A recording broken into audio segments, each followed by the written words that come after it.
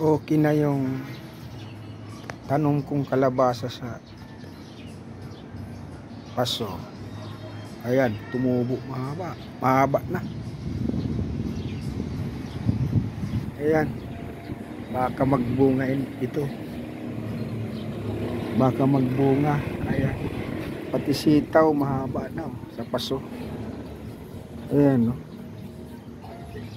Gumapang na ang sitaw pataas. Ngayon papunta doon sa taas. Baka magbunga ito sabay-sabay, pati ang kalabasa. Ayan, gumagapang. Ayan, yung mga sitaw. Ayan, gumapang siya. Gumapang. Ayan.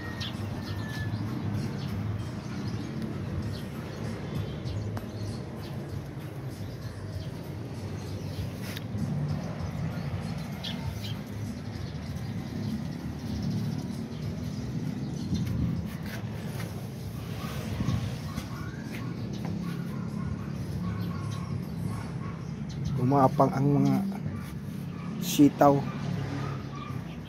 Ito kangkong, gumapang din papunta rito. Ayun, gumapang din ang kangkong. Ayan, yung okra tumubo na. Ayan, tumubo ng okra. Ayun, ayan, namumulaklak pala itong luyang dilaw. Ayan, namumulaklak. Mga alugbate. Ayan, kakukuha lang ng talbos. Naubos ang talbos, nilagay sa munggo. Ayan, alugbate. Ayan, ayan, alugbate.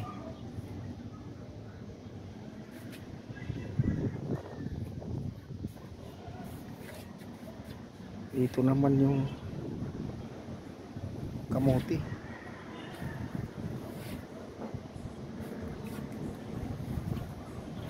Ayan. Yung dragon fruit may bulaklak na. Doon sa taas may bulaklak yun. Dragon fruit, mamunga na rin yung dragon fruit.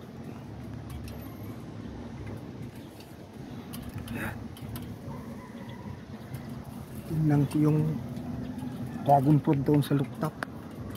Parang namulaklak na doon. Ayun, mayroon. May bulaklak. Ito yung kamuti. Kamuti. Talbos ng kamuti. Dragon fruit.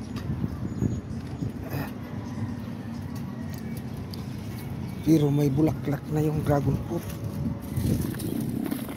Ayan, tumutubo na yung bulaklak. Ayan, ayan, isa, kumpisa ng bulaklak. Ayun, dalawa pa lang. Ayun, dalawa pa lang siya.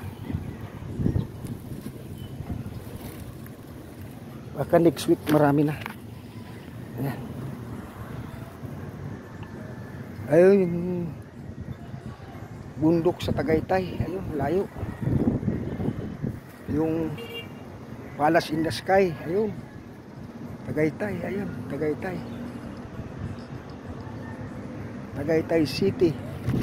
Palace in the Sky.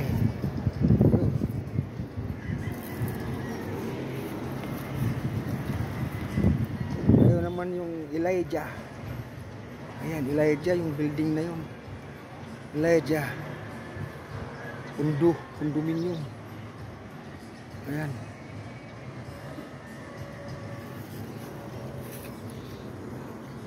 Yan po. Pag namunga itong dragon fruit na ito, marami ito eh. Sa ngayon, dalawa pa lang yung lumalabas sa bulaklak. Yan, baka next week marami na kasi kulang sa dilig nung umuwi ako ng Sorsogon, 2 araw. Kulang sa dilig.